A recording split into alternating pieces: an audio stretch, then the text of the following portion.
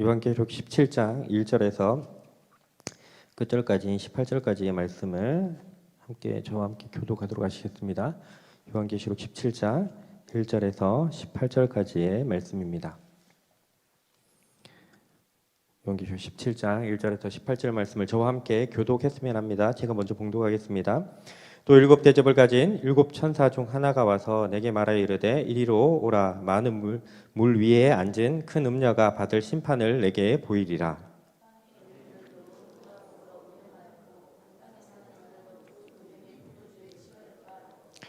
그 성령으로 나를 데리고 광야로 가니라. 내가 보니 여자가 붉은빛 짐승을 탔는데 그 짐승의 몸에 하나님을 모독하는 이름들이 가득하고 일곱 머리와 열 뿔이 있으며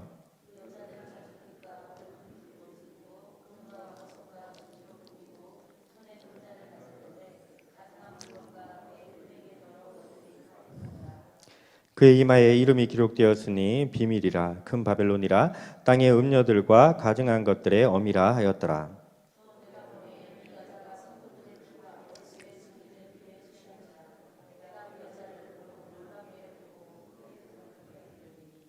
천사가 이르되 왜 놀랍게 여기느냐. 내가 여자와 그가 탄 일곱 머리와 열 뿔 가진 짐승의 비밀을 내게 이르리라.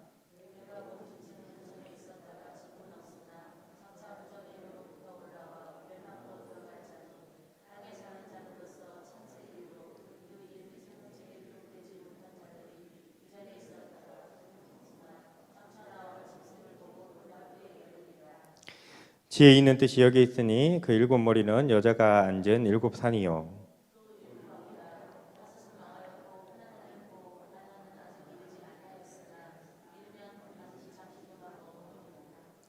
전에 있었다가 지금 없어진 짐승은 여덟째 왕이니 일곱 중에 속한 자라. 그가 멸망으로 들어가리라.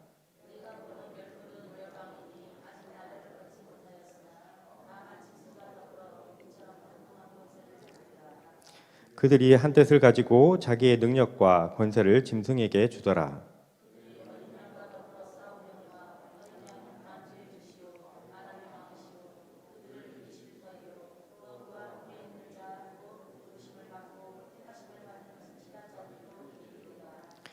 또 천사가 내게 말하되 내가 본 바 음녀가 앉아 있는 물은 백성과 무리와 열국과 방언들이라.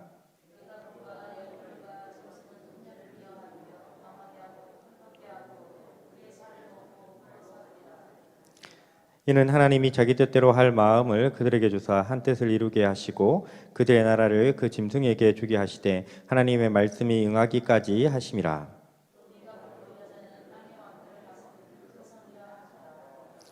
아멘. 한 주 동안 편하셨습니까? 예.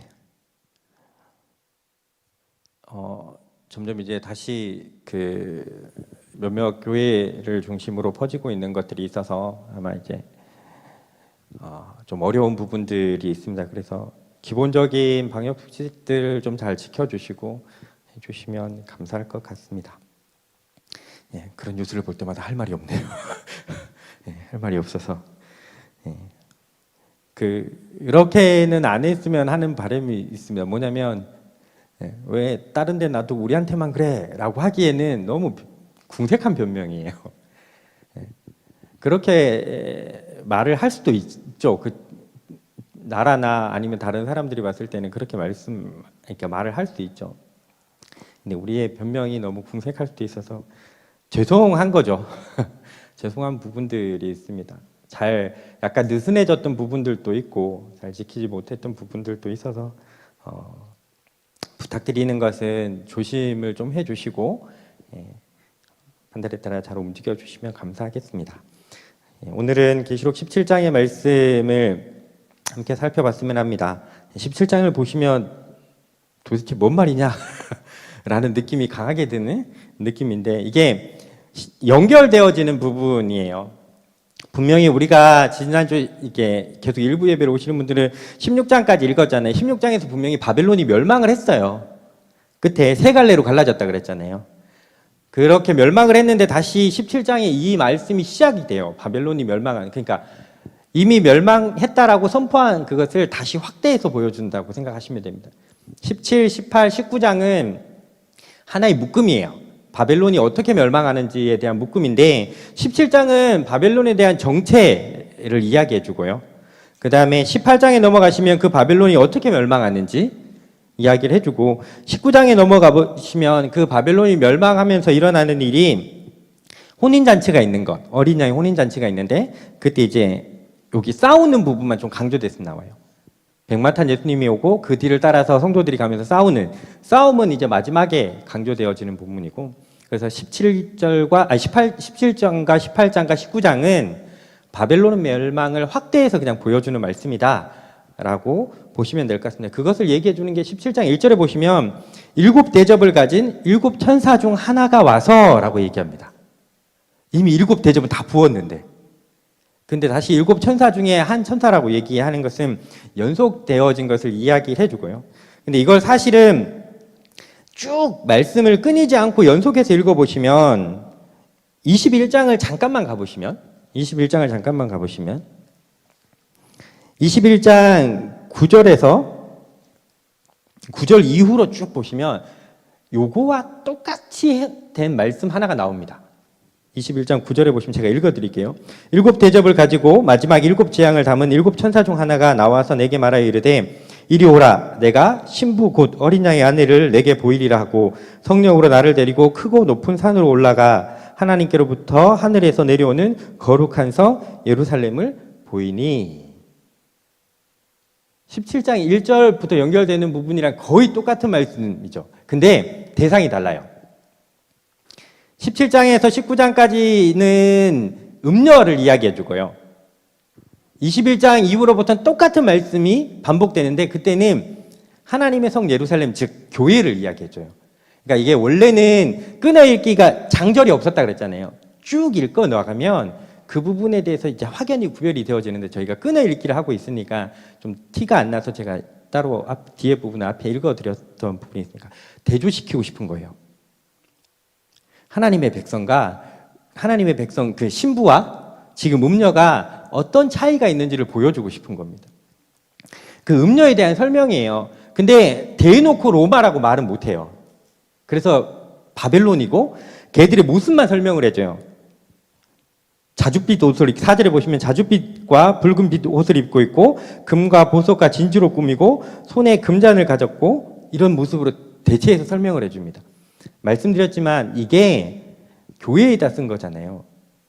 이게 밖으로 흘러나가서 이제 당국에 쉽게 얘기하면 당국에 검열에 걸리면 어라? 이것들 봐라? 나라에 반역을 하네? 라고 하는 부분이 보이지 않게 만들어져 있습니다. 그러니까 다른 교회가 아닌 부분이 읽으면 바벨론 이야기하네. 바벨론은 이미 옛날에 멸망했거든요. 바벨론이란 도시는 있긴 있어요. 근데 그때는 힘이 없어요. 옛날 이야기를 하나 보다라고 하지만 사실은 교회는 알아듣죠. 이 바벨론이 로마를 이야기하고 있다는 거. 그래서 성도들에게 무엇을 얘기하고 싶으냐면 지금의 로마의 모습 있잖아요. 그 진짜 모습은 4절의 말씀입니다. 여러분 이게 우리가 읽을 때는 그 뒤에 따라오는 거 있잖아요. 가증한 물건과 그 음행과 더러운 것이 그 안에 가득하더라 하지만 실질적으로 그 사람들에게 지금 교회에게 1세기를 살아가는 교회에게 보이는 모습은 자줏빛 옷을 입고 있고요. 그 다음에 금과 보석과 진주로 꾸미고 있고요. 손에는 금잔을 들고 있어요. 이게 무슨 모습일까요? 모두 다 부러워하는 모습이에요. 여러분 지금 교회에게 뭘 알려주고 싶은지 아십니까? 지금 바벨론의 실체에 대해서 이야기하고 싶은데 로마라는 모습이 보기에는 진짜 좋아요. 자줏빛 옷은 그때 왕족만 있거든요. 그때도 말씀드렸지만 우리나라도 왜 옛날에 흰 옷만 입었을까요? 염색을 하면 비싸서 그런 거예요. 되게 단순한 논리입니다. 염색이 비싸요. 그러니까 귀족들은 염색한 옷을 입고요. 평민들은 염색을 하지 않는 흰 옷을 입는 겁니다. 지금 자줏빛 옷을 입었다는 거는 되게 비싼 옷이에요. 그때 당시 그 고대의 바닷가에 있는 작은 고동 같은 게 있거든요. 거기에서 조금 나와요. 그거를 다 모아가지고 염색을 해요. 그러니 얼마나 비싸겠대요. 다 입고 싶은 옷이죠. 그리고 그 사람들이 손에는 금은 보석을 다 입죠. 금과 보석과 진주, 그때 당시에 비싸다고 하는 모든 것을 가지고 있어요. 그리고 쓰는 잔은 금잔이에요. 여러분, 지금 1세기를 살아가는 교회가 그 모습이 눈앞에 보이거든요. 그리고 그 로마가 뭘 얘기하는지 아십니까? 우리한테 조금만 협조해주면 이걸 너희도 누릴 수 있어, 이렇게 얘기하는. 얼마나 매혹적일까요? 얼마나 매혹적일까라는. 근데 거기에 이제 실체를 대부분 계속 얘기해 주죠. 근데 그 안에 뭐가 들어있는지 아니? 가증한 물건과 그의 음행에 더러운 것들이 들어있어 라고 설명을 해주는 겁니다. 안을 보라고. 지금 교회는 겉만 보거든요. 겉만 보이고 겉이 화려하고 좋아요.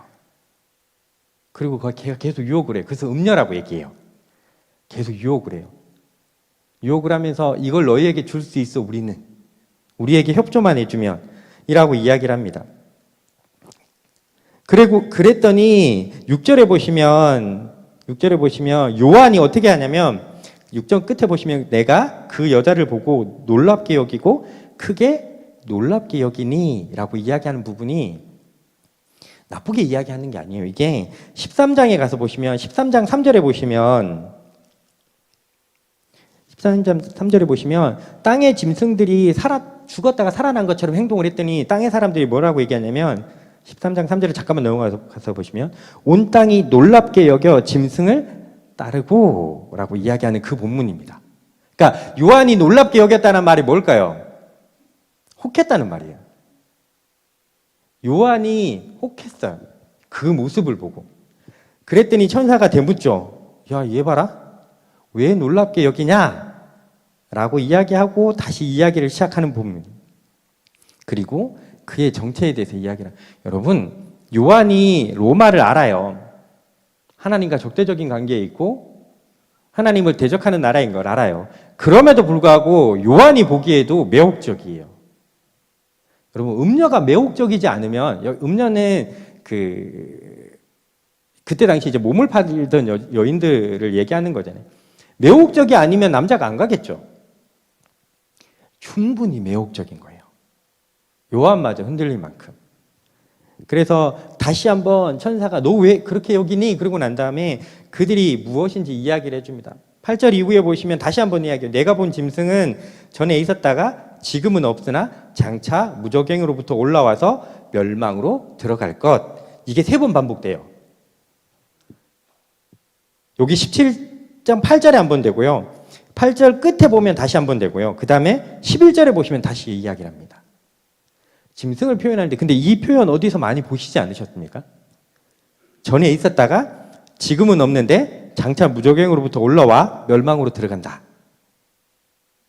그래서 많이 본 느낌 안 드십니까? 일부는 거의 계속 오셨던 분들이 주이어서 말씀드리는 건데, 하나님을 표현할 때 뭐라고 표현하죠? 전에도 계셨고 지금도 계셨고 장차 오시리. 그 말을 그대로 패러디하는 겁니다. 근데 잘 봐라. 걔 전에 있었는데 지금은 없어요. 근데 장차 와요. 근데 무저갱으로 바로 들어갈 거예요. 이렇게 얘기하는 겁니다. 지금 눈에 보이는 로마가 전에 있었고, 지금 교회 입장에서는 로마는 역사가 있었죠. 꽤. 지금 전에 있었고 지금 있는 것처럼 보이고 계속될 것처럼 보여요. 근데 그들에게 이야기해 주는 게 전에 있었니? 지금은 없어 라고 얘기하는 겁니다. 왜냐하면 이건 나중에 뒤에 부분하고 연결해서 보시면 사단이 예수 그리스도가 십자가에 죽으시고 부활하시면서 사단이 어디로 갇히죠? 무저갱으로 던져져요. 그리고 열쇠로 잠궈버리시거든요. 그 말은 진짜 거기다 넣어놨다 이런 의미가 아니라 걔의 힘이란 모든 것이 예수님에 의해서 뺏긴 것을 의미하는 겁니다. 그러니까 지금 없다라는 의미가 그 의미입니다. 걔 지금 힘 없어. 실질적으로는. 지금 걔 힘 없고 장차 걔가 막판에 놓여서 우리가 생각하는 아마겟돈 전쟁 같은 것을 일으킬 텐데 그때도 한 방에 해결될 거라고 이야기를 합니다. 나와봤자 마지막 때에 잠깐 나올 건데 멸망으로 바로 들어갈 자. 이거와 대비되는 것은 11장에 보시면 11장 17절에 잠깐만 가서 보시면 하나님을 표현할 때 어떻게 표현하냐면 11장 17절을 잠깐만 보시면 어떻게 되어 있냐면 찬송을 하는 거예요. 감사옵나니 여쪽에도 계셨고 지금도 계신 주 하나님 곧 전능하시니 친히 큰 권능을 잡으시고 왕노릇 하시도다. 누가 계속 왕일 거냐? 라고 이야기하는 겁니다. 전체적으로 여기에서 나오는 말씀이 여러분들이 궁금해하시는 거는 그 뒤에 10절에 보시면 7이 있는데 5은 망했고 하나는 지금 있는데 다른 하나가 올 건데 또 얘는 누구냐 이런 거에 관심이 되게 있으시잖아요. 이걸 설명하려면 몇 가지 이제 학자들이 분석하는 것들이 있거든요. 이 말은 뭘까요? 의견이 많다는 거는 잘 모른다는 거예요. 지금. 그때 당시에는 1세기 교회는 이걸 잘 알았겠지만 지금은 뭔지 잘 모르겠어요. 그러니 학자들마다 의견이 다 달라요. 제가 말씀드리는 거는 그러면 굳이 여기에 집중 안 하셔도 돼요. 우리는 이걸 잘 모른다고 하면 넘어가면 되는데 꼭 그 이단 가시면 정확하게 찝어줄 겁니다. 얘가 누구라고. 여기에서 말하고 싶은 게 뭐냐는 겁니다. 지금 눈에 보이고 있는 그 나라 있잖아요. 모든 것을 통치하고 있는 나라 같은 게 요 실체는 전에는 있었는데 지금은 없고 장차 와봤자 망할 것. 근데 걔가 겉모습이 되게 화려해요. 그걸 알라고 얘기하는 겁니다. 여러분 바벨론이라고 하는 로마라고 하는 바벨론 때도 그랬지만 로마도 그렇고 모두 다 이스라엘이 보기에 좋아 보여요. 화려하거든요. 여러분 바벨론 포로로 잡혀갔을 때 제가 구약을 하면서 잠깐 말씀드렸지만 이스라엘이 있잖아요. 예루살렘이 진짜 좋은 성이고 모든 큰 성 중에 컨성이라고 했는데 바벨론에 막상 잡혀가잖아요.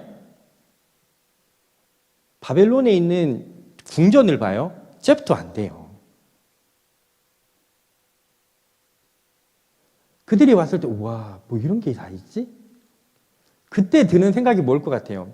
하나님이 진짜 하나님이신가?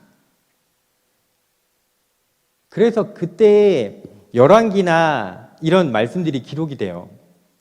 하나님이 누구신지 가르쳐 주려고. 오늘날도 우리에게 동일한 건 뭔지 아십니까? 세상은 보기 좋다는 겁니다. 지금 여기에서 단면적으로 보여주는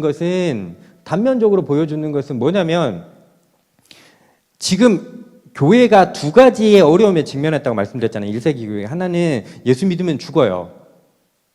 또 하나는 그것을 회유하려고 모든 도시가 뭐에 집중하냐면 내 말 잘 들어줄래? 그러면 내가 너희를 안전하게 보호해 줄게. 왜? 나는 지금 힘있고 앞으로도 계속 그럴 거야. 그러니 나에게 충성을 하면 네가 안전을 얻을 거고 나에게 충성을 하면 네가 안락한 삶을 살 수 있어. 라고 하는 게 눈에 보이는 겁니다. 그러지 않으십니까? 여러분, 우리가 모두 여기 앉아 계시는 모든 대부분의 성도님들은 하나님의 뜻을 잘 알아요. 모른다고 얘기하지 마십시오. 다 알아요. 근데 세상이 보여주는 화려함을 볼 때 우리 가운데 드는 마음이 뭐죠? 잠깐 접자. 저것을 얻을 수 있으니. 그게 사단이 변하지 않고 계속 줬던 논리입니다. 그리고 그때 그게 먹히는 이유가 뭔지 아십니까? 그게 계속될 것 같은 거예요. 여러분, 비유가 적당할지 모르겠지만 일제 치하를 살아갈 때 왜 매국을 했는지 아십니까? 꽤 많은 사람들이 일제에게 빌붙어서 친일을 했는지 아십니까? 일본이 망할 거라고 생각했으면 아무도 그렇게 안 했을 겁니다. 일본이 안 망할 것 같았은 거예요. 이때 당시에 누누이 말씀드리지만 이 요한계시록은 교회에 기록된 말씀이에요. 세상 보라고 한 말씀이 아니라 교회 안에 거기에 유혹되는 사람이 있어요. 저도 당장 그럴 것 같습니다. 애가 있고 애를 키워야 되는 상황에서 적당히 타협하자. 그렇게 살아가는 게 뭐가 어때? 야, 네가 한 방에 해가지고 이것도 불법도 아니야. 라고 얘기했을 때 근데 세상에서는 불법이 아닐지 모르겠지만 하나님의 뜻에서 그게 불법이라고 한다면 세상의 논리로 하면 내가 하는 행동이 잘못된 게 아닐 수 있는 게 많아요. 만약에 그렇게 했을 때 한 번만 하자. 고민 안 될 것 같습니까? 타협하고 싶죠. 그 교회에게 요한이 얘기하는 말씀이 이거예요. 걔들의 정체를 명확히 깨달으라고 얘기하는 거예요. 걔들이 겉은 그렇게 하려 하는데 아까 4절에 말씀드렸잖아요. 그 잔 안에 뭐가 들어있는지 아십니까? 가증한 것이요. 음행이 가득하다고요. 이건 대표적으로 우상숭배를 뜻하는 단어긴 해요. 하나님이 아닌 걸로만 채워져 있는 세상이고 거기가 이 교회를 유혹을 하면서 계속 이야기를 해요. 나는 지금도 힘이 있고 옛날에도 그랬던 것처럼 지금도 힘이 있고 앞으로도 계속 그럴 거야. 그러니 나를 믿어. 그래서 앞에 누누이 변하지 않고 전에도 계셨고 지금도 계시고 전에도 계셨고 장차 오실 분은 하나님께 계속 예수님과 하나님께 두 번 다 쓰는 단어입니다. 이야기를 해주는 겁니다. 누가 진짜냐. 오늘도 그렇고 이때도 그렇고 어려운 건 뭐라고요? 로마는 눈에 잘 보이는데 하나님은 눈에 안 보인다는 겁니다. 여러분, 하나님께서 눈앞에 나타나서 예수님이 눈앞에 나타나서 너 그따구로 하면 뒤진다 이렇게 얘기하면 누가 안 믿겠어요? 근데 그때도 역사하셨던 방식이 지금도 역사하시는 방식하고 똑같아요. 그때 이 교회에게 무슨 방법으로 역사하셨죠? 요한을 통해서 이 말씀을 주시고 그냥 그거에 대해서 이렇게 얘기하시는 거예요. 믿겨지니? 믿어볼래? 이 말씀을 믿어볼래? 그러면 싸워 이겨. 이렇게 얘기하는 겁니다. 여러분, 예수 그리스도께서 진짜 눈앞에 보이시게 예수님이 재림하시기 전까지는 이 일은 계속 반복될 겁니다. 그리고 우리는 그때마다 싸워야 됩니다. 진짜 지금은 눈앞에 안 보이시는 하나님이 그 예수 그리스도께서 살아계심을 믿고 그분이 진짜 왕이고 영원히 통치하실 분이라는 것을 믿으면 타협하지 말라고 얘기해요. 그래서 그 뒤에 잠깐 맥으로 주는 것이 14절에 보시면 그래서 얘들이 다 모여갖고 뭘 하냐면 어린 양과 더불어 싸우려니와 어린 양은 만주의 주요 만왕의 왕이십니다. 다르죠? 정체를 다르게 이야기해 주십니다. 그리고 그들을 이길 것이고 또 그들과 함께 있는 자, 그 부르심을 받고 택하심을 받은 자들도 이길 거다. 이거 교회, 7교회한테 얘기했던 거 계속 반복하죠. 이겨라.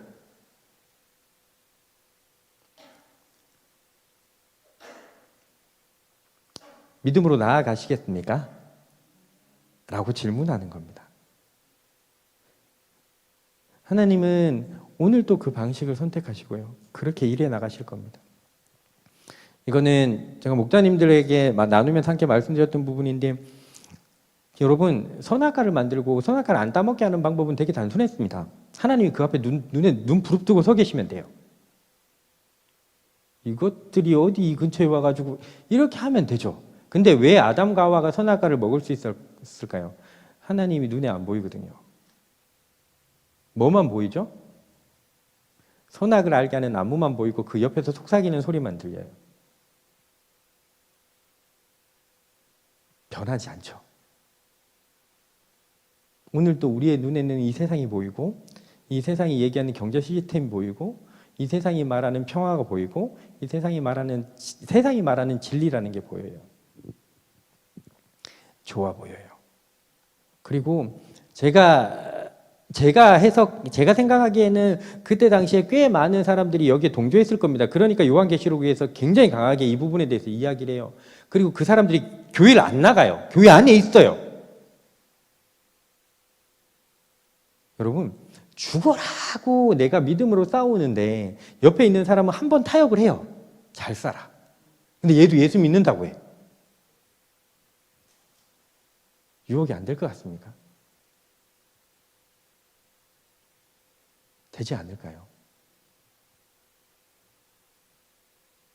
그 시기를 살아가고 있다는 겁니다. 우리도 동일한 시기를 살아갑니다. 근데 그들에게 해주는 말씀이 14절의 말씀이고 또한 17절의 말씀에 보시면 하나님은 자기의 뜻대로 모든 것을 하실 거예요. 그분이 모든 주권을 가지고 있어 이 이야기를 하고 싶은 거고 그리고 근데 이거를 저는 되게 단순하게 하나님 그냥 계속 홍해를 한 번씩 갈라주시면 되지 않나요? 이런 느낌입니다. 무슨 말인지 아시죠? 기적을 계속 보여주시면 되잖아요. 오늘 또 말 안 들으면 홍해에 데리고 가고 내가 한번 갈라줄게 그러고 확 가르면 안 믿을 사람이 어디 있겠어요?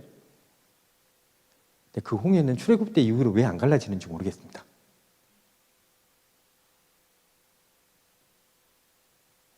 되게 단순해요. 제가 생각했을 때는 제가 하나님이면 얘들을 믿게 하는 방법은 되게 단순해요. 말 안 들을 때마다 홍해 앞에 데리고 나오고 계속 갈라요. 그리고 이제 지나가라고 한번 해봐요. 그리고 지나갈 때쯤 돼서 한번 물을 한 3분의 1 닫았다가 열고 막 이렇게 해봐요. 다 믿을걸요.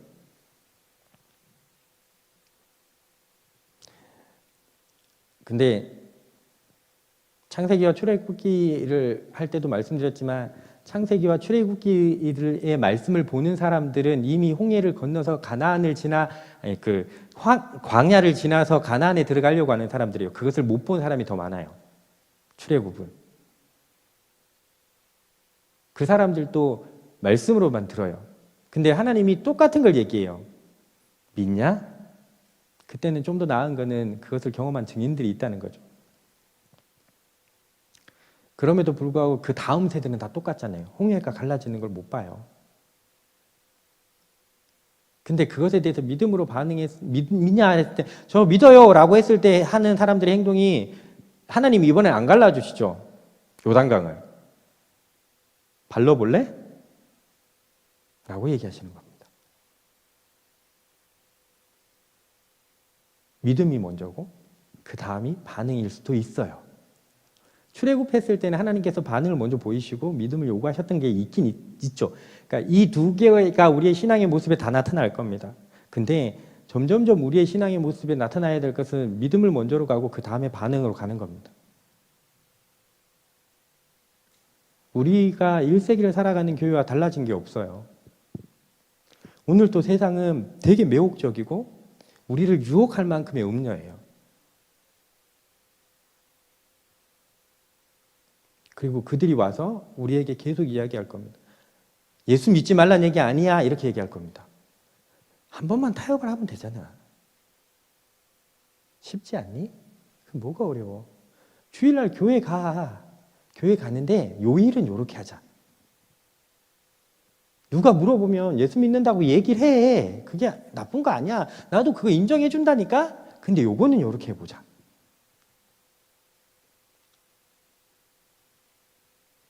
우리가 그런 시대를 살아가고 있고 그 시대가 갑자기 된 게 아니라 계속 그런 시대였습니다.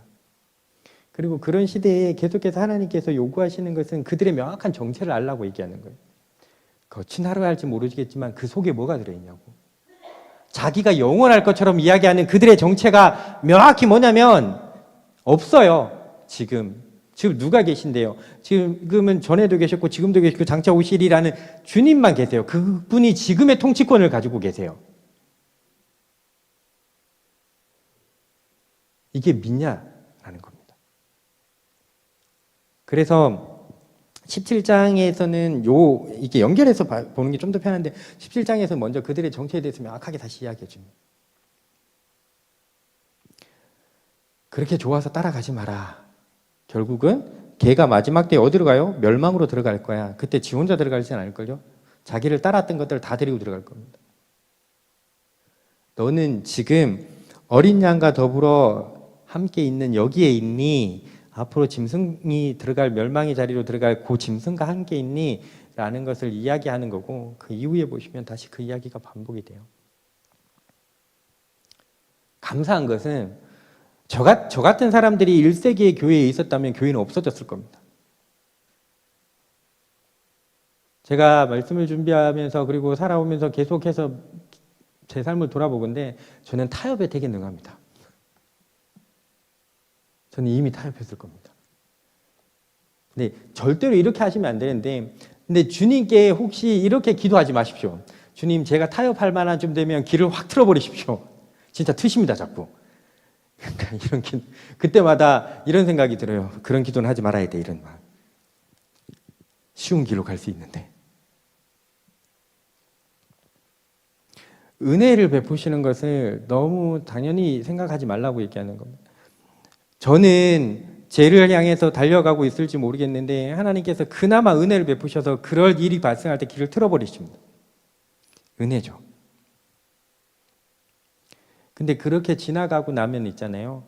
아휴, 주님 왜 그러시냐고. 그때 한 번만 참으셨어도 제 인생이 지금 이러지 않을 거라고. 제가 대학 다닐 때 제가 마음 먹고 제대로 신앙생활을 해보겠다고 선교단체만 안 들어갔어도 제가 이렇게 고생 안 할 거라고. 제가 그때 빨리 돌이키며 친구들과 함께 열심히 준비하던 걸 했었으면 지금쯤 저는 이렇게 살지 않았을 텐데 라는 생각들이 들 때도 있습니다. 여러분, 저같이는 하지 마십시오. 그래서 말씀을 전하지만 제가 부끄러운 것 중에 하나는 여러분이 저보다 훨씬 믿음 좋으신 거 확실합니다. 아멘 하십시오. 진짜입니다. 우리는 그런 모습이 아니라 이것을 믿음으로 반응하는 사람들이 되어야 된다고 얘기하는 겁니다. 주님이 지금 눈에 보이시지 않지만 실체는 주님이 진짜 통치자이십니다. 지금 세상이 실제적으로 통치자인 것처럼 보일지 모르겠지만 걔들은 가짜예요. 매혹적이지만 가짜입니다. 그래서 하나님이 오늘 또 이 말씀을 통해서 우리에게 주시는 건 뭔지 아십니까? 분별해라는 겁니다. 명확히 분별해라. 뭐가 뭔지.